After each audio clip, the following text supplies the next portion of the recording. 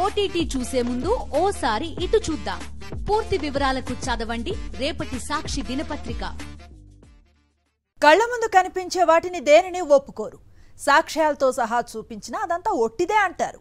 ప్రశ్నించే మీడియా పైన చిందులేయటం ఆయనకే సాధ్యం. ఆయనే ఏపీ సీఎం చంద్రబాబు.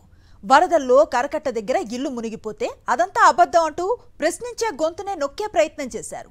సాక్ష్యాలతో సహా నిరూపిస్తే అందరి ఇళ్లలానే తన ఇల్లు మునిగిందంటూ కప్పుపుచ్చుకునే ప్రయత్నం చేశారు. అయితే చంద్రబాబు డొంక తిరుగుడు సమాధానాలకు స్ట్రాంగ్ కౌంటర్ ఇచ్చారు వైఎస్ జగన్. బుడమేరు రెగ్యులేటర్ గేట్లు ఎవరెత్తారు, ఎందుకెత్తారంటూ ఓ రేంజ్లో ఫైర్ అయ్యారు. చంద్రబాబు ఇల్లు మునిగిపోతుందనే భయంతోనే రెగ్యులేటర్ గేట్లు ఎత్తి విజయవాడను ముంచేశారని ఫైర్ అయ్యారు. మా ఇల్లు కాపాడుకోవడం నీళ్లు అక్కడ వదిలిపెట్టామంట, ముంచేసామంట. అందరిళ్ళకి నీళ్లు వచ్చాయి, అదేం పెద్ద బాధ లేదు. మా ఇంట్లోకి నీళ్ళు వస్తే వస్తాయి. ఏమైపోతుందంటే దానికి వచ్చాయి, పోయినాయి.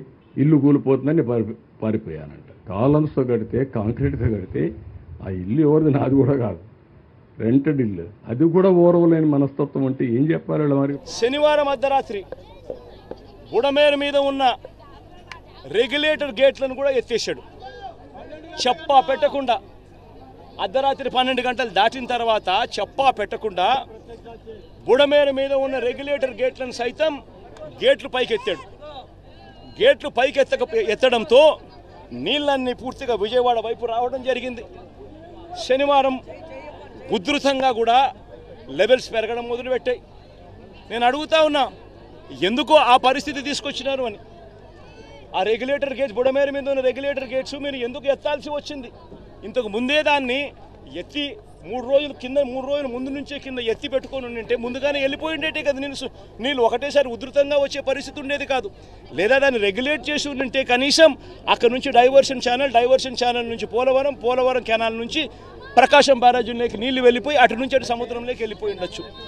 కేవలం ఆ గేట్లు ఎత్తకపోతే చంద్రబాబు నాయుడు ఇల్లు మునిగిపోతుందని, చంద్రబాబు నాయుడు ఇల్లు కాపాడుకునే దానికోసం ఆ గేట్లు ఎత్తడం, విజయవాడ నగరాన్ని పూర్తిగా ముంచేసే కార్యక్రమం చేయడం, ఇది చంద్రబాబు నాయుడు గారు చేసింది.